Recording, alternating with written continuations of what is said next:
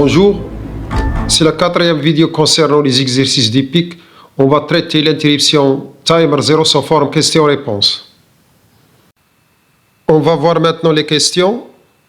Donnez l'utilité de l'interruption timer 0. Question 2. Quel est le rôle des bits de configuration? Question 3. Donnez l'ordre d'écriture d'un programme assembleur avec interruption timer 0 pour PIC16F84A. Question 4.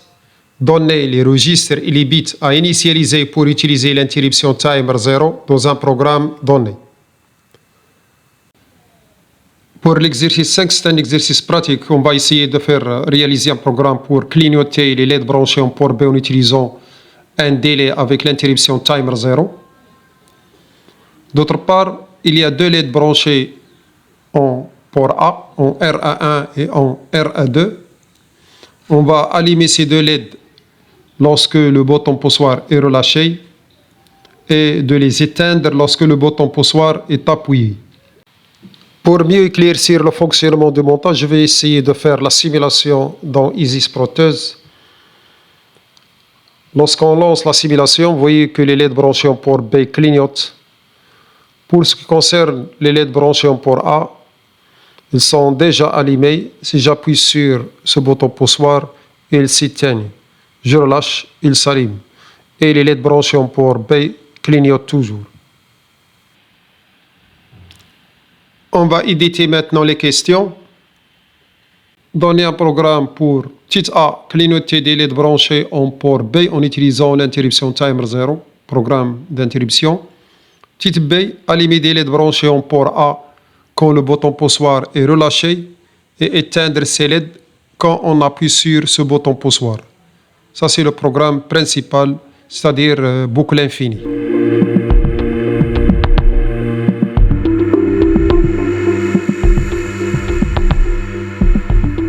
Solution de question numéro 1. Donnez l'utilité de l'interruption timer 0. L'interruption timer 0 est utilisée pour répondre d'une manière rapide à un événement déclencheur qui est le débordement de registre interne timer 0, sans que le microcontrôleur n'ait besoin de tester et vérifier constamment l'incrémentation de contenu de ce registre. Prenons le cas de PIC16F84A. Le timer 0, c'est un registre compteur de 8 bits précédant un prédiviseur, mais il existe aussi des timers de 16 bits pour d'autres types de microcontrôleurs. Le timer 0 peut compter soit des impulsions provenant de RA4, c'est-à-dire horloge externe, soit des impulsions provenant d'horloge interne, c'est-à-dire l'horloge de système après une division par 4. Le timer va compter des impulsions. Une fois arrivé à sa valeur max qui est 255 dans le cas de 8 bits ou 65 535 pour le cas de 16 bits, lorsqu'il arrive à cette valeur, il va déborder et revient à 0. Une interruption est survenue et un flag se met à 1. L'entrée d'horloge peut être interne, mode timer, ou externe, mode compteur d'événements. Donc on peut utiliser le timer pour mesurer ou compter le temps, comme on peut l'utiliser pour compter des impulsions, c'est-à-dire un compteur. Lorsque le registre compteur atteint sa valeur maximale et repasse à 0, un bit indicateur de débordement flag ou drapeau sera positionné, c'est-à-dire il se met à 1, et une interruption pourra être générée.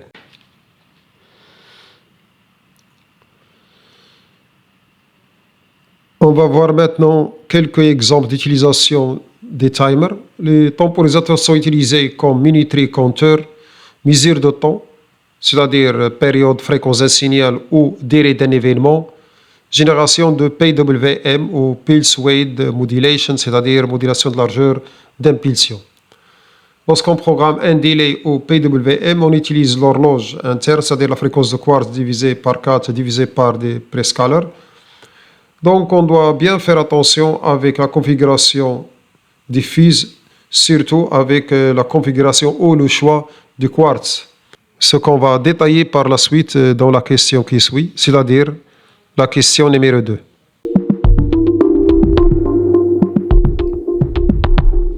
On passe à la question 2. Rôle des bits configuration appelée fuse. Ce sont des données binaires spéciales programmées dans la mémoire flash des PIC séparément de code programme principal. Ces bits ne sont pas exécutés par le compteur de programme, mais il active et désactive des fonctionnalités matérielles spécifiques et des caractéristiques de fonctionnement du microcontrôleur. Donc la configuration précise les paramètres encodés dans le processeur au moment de la programmation. Ce code CP-on/CP-off permet de protéger le programme pour ne pas être copié de mémoire flash du microcontrôleur ou non. Lorsqu'on écrit CP-on, c'est-à-dire le programme il est protégé. CP-off, c'est-à-dire on peut copier le programme, c'est-à-dire le programme n'est pas protégé. On passe maintenant à PWRTE, Power Up Timer Enable.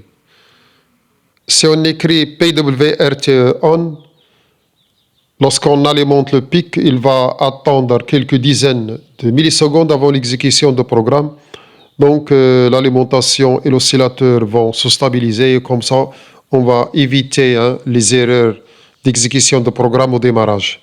Par contre, si on écrit PWRTE off, lorsqu'on lui alimente, il va démarrer directement l'exécution du programme.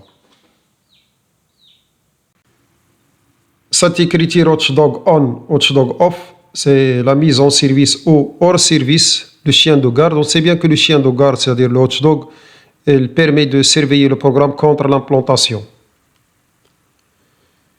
Maintenant, on va voir les 4 types d'oscillateurs. Lorsqu'on utilise un oscillateur quartz basse fréquence, on écrit LP oscillateur.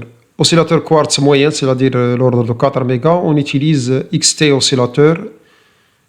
Si on utilise un quartz de fréquence élevée, high speed, on doit écrire HS oscillateur. Et si on utilise un oscillateur à réseau RC, on doit écrire RC oscillateur. Il faut bien noter que le choix de quartz joue un rôle primordial lorsqu'on utilise l'interruption timer 0 avec horloge interne.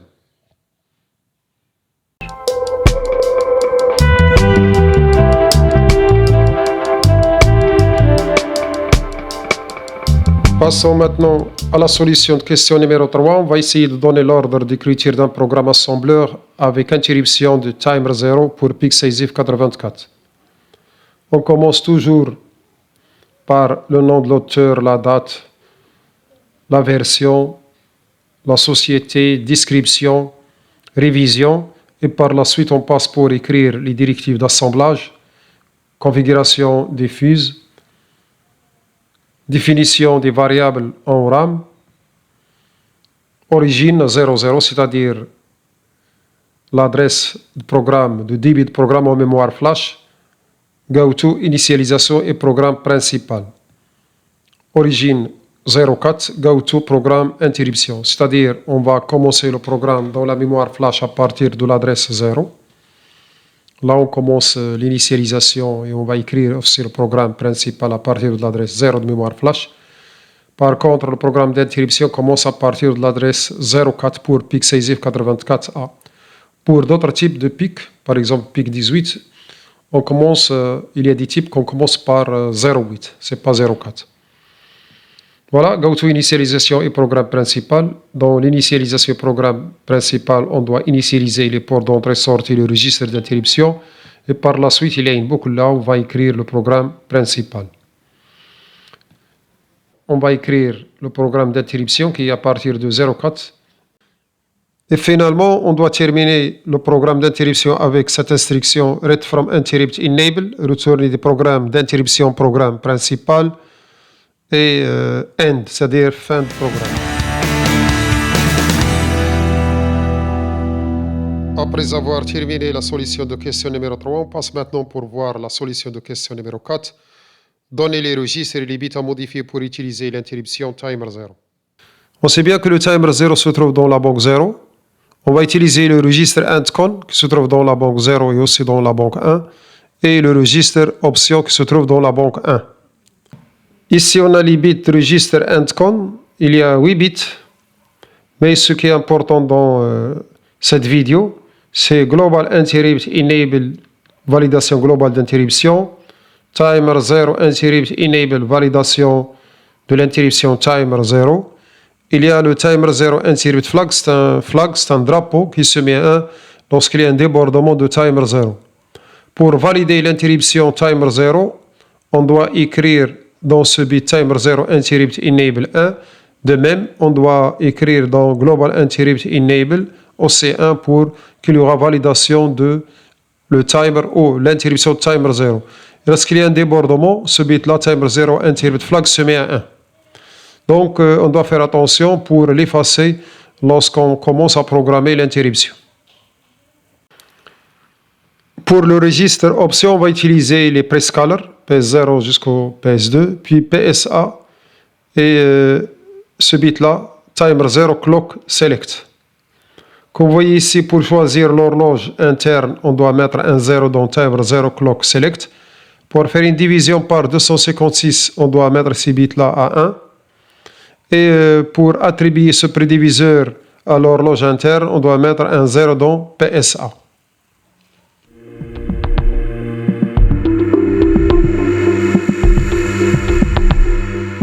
On va terminer cette vidéo avec la solution de la question numéro 5. On va chercher le programme pour clignoter les LED branchés en port B en utilisant l'interruption timer 0. Ça, c'est le programme d'interruption. Et allumer des LED branchés en port A quand le bouton poussoir est relâché et éteindre ces LED quand on appuie sur ce bouton. Ça, c'est le programme principal, c'est-à-dire boucle infinie. On va essayer maintenant de faire un petit rappel sur ce qu'on a vu dans la solution de question numéro 3, c'est-à-dire les grandes lignes à suivre pour écrire un programme avec timer 0. On commence par directive d'assemblage, configuration des fuse, définition des variables en RAM, origine 0, goto, initialisation et programme principal, ça c'est une étiquette, voilà. Dans cette partie, on va écrire l'initialisation des ports et les registres d'interruption et par la suite, il y a une boucle infinie là où il y a le programme principal. Origine 04 goto interruption. On va écrire ici le programme d'interruption et on termine avec read from interrupt. Et par la suite end, c'est-à-dire fin. Voilà le programme déjà noté en MPLAB XIDE en assembleur. Ça c'est l'entête. Il y a le titre, le type de pic et le quartz, la fréquence de quartz, le nom de l'auteur. Directive d'assemblage. Include P16F84A.inc. Configuration des fuse. J'ai déjà expliqué auparavant. F oscillateur XT, watchdog off, PWRT off, code protection off. C'est-à-dire, on va utiliser fréquence de 4 mégas pour le quartz. Donc, on désactive le chien de garde. On démarre directement l'exécution du programme après la mise sous tension. Et code protection off, c'est-à-dire le programme n'est pas protégé contre la lecture de mémoire flash. Par la suite, définition des variables en mémoire RAM. On commence à partir de l'adresse 06. WTOMP, c'est une zone mémoire pour sauvegarder le registre de travail W. STATITOMP, c'est une zone mémoire pour sauvegarder le registre statut. Et compteur, c'est-à-dire c'est la zone mémoire là où il y a le compteur, c'est-à-dire variable compteur.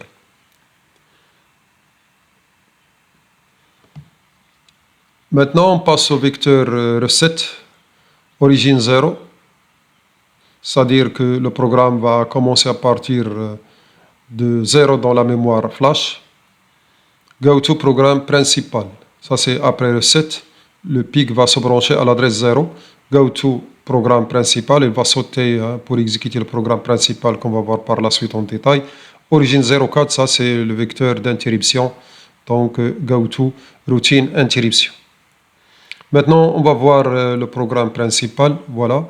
Il y a les configurations des ports. Donc, on rentre à la banque 1. Bitset file statut RP0. Ou virgule 5, c'est la même chose. Cleariftrice B. On configure port B comme sortie. Par la suite, on va charger cette valeur dans le registre de travail W et on fait le transfert vers trice A pour configurer RA0 en entrée et les autres pins de port A en sortie. Maintenant, on passe à la configuration du timer 0. On va charger cette valeur en binaire dans le registre options, c'est-à-dire PS0, PS1 et PS2 sont mis à 1, c'est-à-dire on a une prédivision par 256, c'est-à-dire on va diviser la fréquence par 256 et on multiplie, c'est-à-dire multiplier la période par 256. Bit clear stati RP0, on revient à la banque 0. Clearif port B, c'est-à-dire on met des zéros dans le port B. Clearif compteur, c'est la même chose, on initialise le compteur à 0. Bitset file stati intcon GIE, global interrupt enable, on valide l'interruption globale. Bitset file intcon timer 0 interrupt enable, on valide l'interruption timer 0. Clearif port A, c'est-à-dire on initialise le port A à 0, c'est-à-dire on met des zéros dans le port A. Maintenant, on va voir la boucle infinie, voilà. Donc le programme va se boucler ici. Move LW 1, 8 et sub W compteur virgule W. On va comparer le compteur à 8, c'est-à-dire est-ce qu'il a arrivé à 8 ou non. Donc on va faire une soustraction à 8 moins le contenu de compteur. Bit test file skip site statut Z, c'est le résultat, c'est une île, c'est-à-dire c'est le compteur égal à 8. Donc on va sauter ici pour effacer le compteur et inverser le port B. Clearif compteur comme port B. Sinon, c'est-à-dire si le compteur n'a pas arrivé à 8, go to rien. Voilà, go to rien, donc on ne fait rien. Donc à ce moment-là, on va uniquement travailler ou on va utiliser RA0 pour allumer ou éteindre RA1 et RA2. Donc bit test file skip clear pour A,0. Test ici RA0 égale à 0, sauter. Donc on va mettre des zéros dans le port A. Sinon, on va sauter à cette étiquette-là. Voilà, cette étiquette pour mettre des 1 dans RA1 et RA2 et on va boucler. Donc voilà, je répète. Bit test file skip clear pour A,0. Test ici RA. C'est RA0 égale à 0, sauter. C'est-à-dire, à ce moment-là, on va mettre des zéros et on va se boucler ici. Go to main loop. Sinon, c'est-à-dire s'il est égal à 1, à ce moment-là, qu'est-ce qu'on va faire? On va bitset file pour A,1. C'est-à-dire RA1, on met 1 dans RA1 et 1 dans RA2. La même chose, bitset file pour A,2. Et on va se boucler ici. Donc ça, c'est le boucle principale. Maintenant, on va voir le programme d'interruption. Voilà. Le PIC passe la majorité du temps dans l'exécution du programme principal parce qu'il y a une boucle là-bas infinie. Mais il rentre ici après une période de 256 fois 256 microsecondes parce que le débordement timer se fait après 256 fois, c'est-à-dire lorsqu'il passe de 255 à 0. Et comme il y a le prescaler, on a divisé la fréquence par 256. Donc le temps ou la période pour rentrer ici, c'est 256 fois 256 microsecondes. Donc à ce moment-là, le PIC sort du programme principal et rentre dans le programme d'interruption pour exécuter l'interruption. Donc on doit sauvegarder le contexte de travail. Move WF, W temporaire. Sauvegarder le contenu du registre W dans la zone mémoire W temporaire. On va inverser le QWERTY de statut, puis on fait le transfert vers statut temporaire. Traitement de l'interruption. Bit clear file endcon timer 0. Interrupt flag. Efface le drapeau de l'interruption timer 0. Incrémenter le compteur. Donc on doit ajouter 1 au contenu de compteur. Et par la suite, on va restaurer le registre de travail et le registre statut. Et on va retourner à read from interrupt. On va sortir de l'interruption. End, c'est la fin du programme. Maintenant, je vais vous montrer comment on calcule le délai créé par timer 0 entre deux inversions des pins de port B. On a initialisé le prédiviseur pour diviser par 256. On a utilisé un compteur qui compte de 0 à 8. Et donc, pour calculer, on doit multiplier 256 par 256 multiplié par 8. On trouve 524 millisecondes.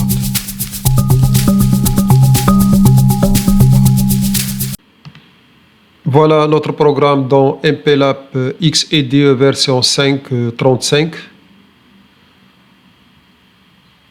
Ça, c'est déjà expliqué, l'entête, déclaration des pics, définition des variables en mémoire RAM, les vecteurs recettes et vecteurs d'interruption, programme principal, et par la suite la boucle infinie et le programme d'interruption. On va cliquer sur Build et par la suite on va charger le programme dans le microcontrôleur. Voilà, je l'ai déjà vérifié.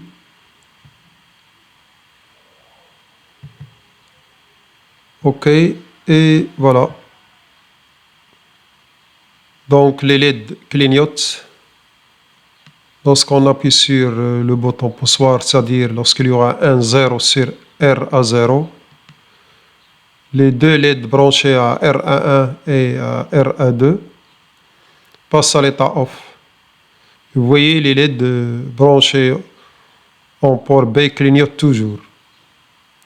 Si je relâche, c'est-à-dire lorsqu'il y aura un 1 dans RA0, donc les LED passent à l'état on. Donc notre programme fonctionne correctement dans ISIS. Bien, on a achevé cette vidéo. Reste à vous dire merci de votre attention et à la prochaine.